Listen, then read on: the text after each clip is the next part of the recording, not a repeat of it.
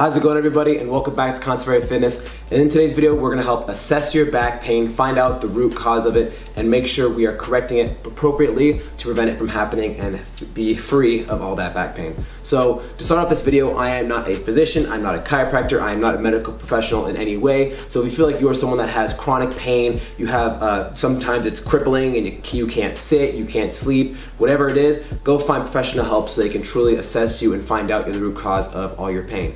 But if it's just sometimes you feel a little bit of aggravation in your low back due to a certain exercise, and maybe you have a lot of volume and then your lower back really flares up, then we're going to assess that type of back pain in this video. So the first thing I have people focus on is not just hey, let's do these stretches, let's do these exercises to help fix it, because then if we don't assess the root cause of it, then we're probably going to go back to square one within a matter of weeks. So the first thing I have people focus on in the sense of correcting all of this pain is focusing on their posture. Whatever you are doing throughout your day, whether you are sitting, whether you are standing, whether you are running, whether you are laying on the floor, whatever it is, always keep your midline slightly flexed. You never truly relax unless you are like in a prone position, like you're getting ready to go to bed or you're taking a nap on the couch. Whenever you are active and you're moving around and doing stuff, keep your core slightly flexed, and then keep your shoulders down and back. A lot of us tend to sit like this on our phone, on our laptops, whether we're playing video games. Maybe sometimes we are slouching in a chair and we let our low back round really hard and we're stuck like this. If that's you, then that is a serious problem to begin with, and we need to make sure that that is being fixed. Whenever you sit in a chair, sit upright. Whenever you're standing, have nice upright posture, make your spine nice and long, so that way we are not just letting our spine fall into this crazy extended or arched position that's going to cause pain down the road. Now, let's say you have a certain exercise that always flares up your back, whether it be deadlifts, whether it be squats, whether it be lunges, any kind of movement that's causing you pain. Record yourself doing the movement, have friends look at it. If you have a trainer or a coach look at it and see if there's ways to optimize your movement, because maybe you think you're moving correctly, but you're actually not, and that might be causing a lot of pain because you're moving your body awkwardly and it's putting a lot of extra stress on your low back. So have someone look at your technique and your form with all your exercises and make sure you're moving correctly, because that might be, for a lot of my athletes, that ends up being the main problem. And if that keeps persisting, it can cause to chronic problems down the road. So now the first thing we're going to talk about is stretches, and not just stretches for our low back. We're going to focus on stretches that a lot of other muscle groups that tend to cause that low back pain, because we all tend to know how to stretch our low back. We might sit and reach our toes. You might do straddle and reach in the middle of the floor. We know how to curve and stretch our lower back, but I want to focus more on the muscle groups, because if muscle groups are tight, they'll pull on your lower back and you feel like, man, my lower back's really tight and sore, but it might be some other area. So the first thing we're going to focus on is our hamstrings. If our hamstrings are tight and then I try to go and hinge, my hamstrings don't have that lengthening ability because they're so locked up. My low back now has to compensate to keep me hinging, and I don't want my low back to do the work. I'd like my legs to do the work. So if you feel like, do this test where you stand up nice and tall, keep your knees locked out, try to keep your spine nice and long, and then hinge as far as you can. If you feel like you start to collapse and fall forward and you can't keep your back flat and you can't get to at least horizontal to the ground, then you're probably dealing with tight hamstrings. So if that's the case, one of my favorite hamstring stretches to do is you'll get into a lunge. From here, you'll straighten out your front leg, bring this leg out as far as you can so you're opening up the angle of your hip, and then bring a hand on each side and lean forward. It helps if you keep your spine long, but you can kind of collapse forward too if you'd like to do that, and just have your hamstrings get nice and a big long stretch here. Hold about a minute each side, maybe longer if you feel like this is really painful. I definitely feel a good stretch, but I feel like I could, hang out here for a minute and then benefit from it. If you're someone that's hamstrings just locked in and you definitely feel it during squats, during deadlifts, spend a little more time there, maybe 2, 3, 4 minutes per side. Now, another area I have a lot of people experience pain with, or that causes low back pain, is the glute area, especially talking about the glute medius, which is the top of your butt. So if this muscle ends up getting tight, it tends to pull on your spinal erectors, pull on your low back, and that's going to cause your spinal erectors to get aggravated, stay really tight, and not allowing to move freely, keeping your back locked in and keeping it painful. So what I like to do for my glutes, my favorite one is pigeon stretch. But a lot of people know pigeon stretch and they do it wrong. For pigeon stretch, you want to keep a 90-degree angle in your knee and then fall forward. A lot of people, when they get into pigeon, they go, okay, yeah, kind of one leg forward, one leg back, and then they lay on top like this. This isn't stretching much. I could lay like this all day long. I don't really feel much in my glute at all. So make a 90-degree angle in your knee, bring that leg out in front, From here, fall forward, and I feel a really big stretch in my glutes, especially the top of my butt. I'll hold here for about a minute or two, one side, minute to the opposite side. Then you'll notice a big change in your glutes, especially if you're someone that does a lot of leg workouts, a lot of heavy, intensive leg workouts, and you feel like your glutes are pretty tight. That would be really beneficial for you. Excuse me.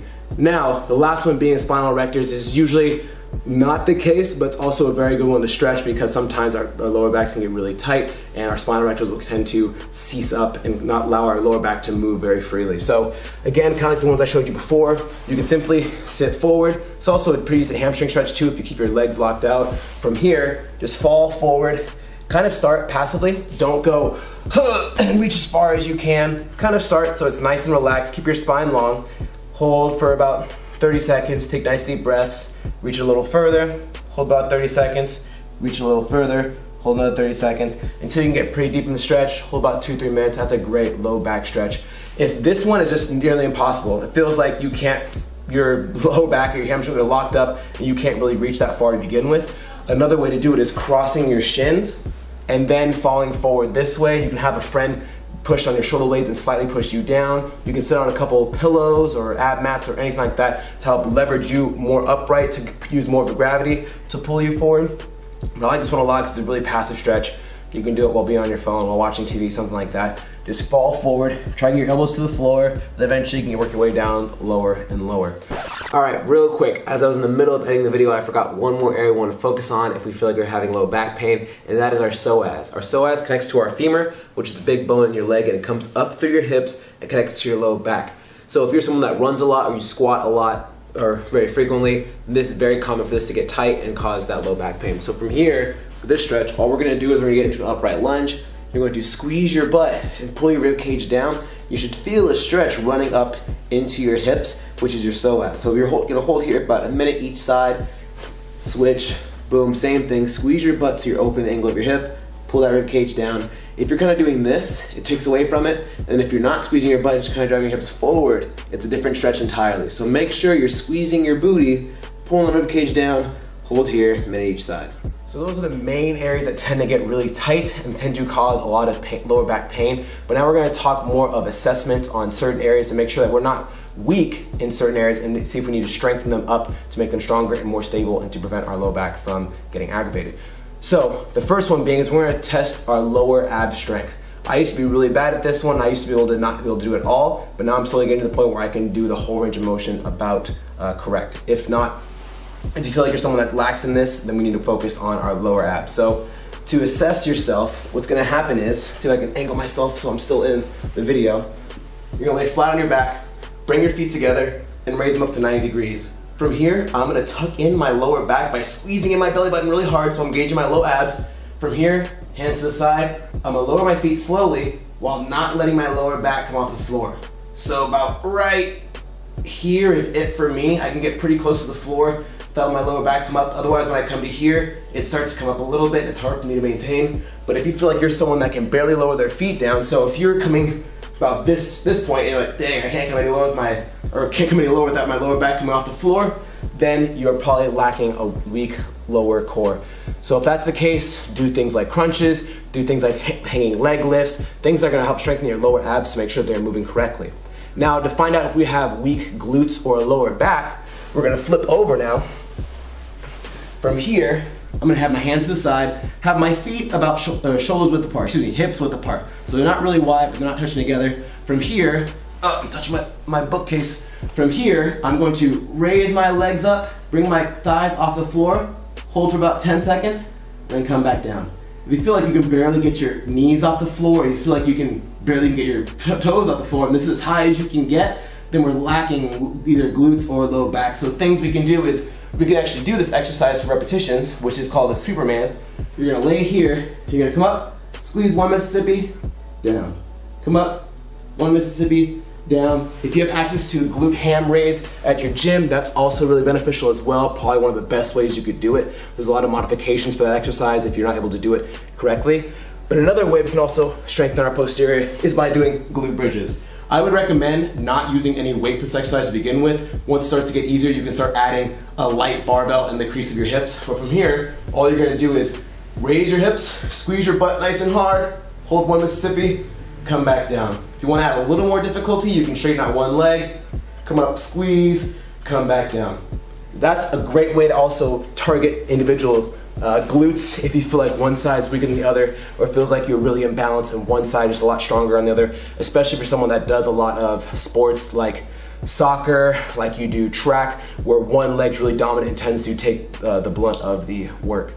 So that is a great way to assess, attack, and fix any low back pain you have. If you feel like any of these stretches are beneficial for you, make sure you do them at least once a day, bare minimum, if you want to see real results and watch the pain go away for a long period of time. And then stay on it, because that way it'll help prevent it, because a lot of times we do a lot of workouts that require a lot of squats, a lot of glutes, a lot of different muscle groups that are going to affect all those areas and cause our lower back to get tight. So stay on it consistently, you'll notice a big change, and you'll notice essentially no more back pain.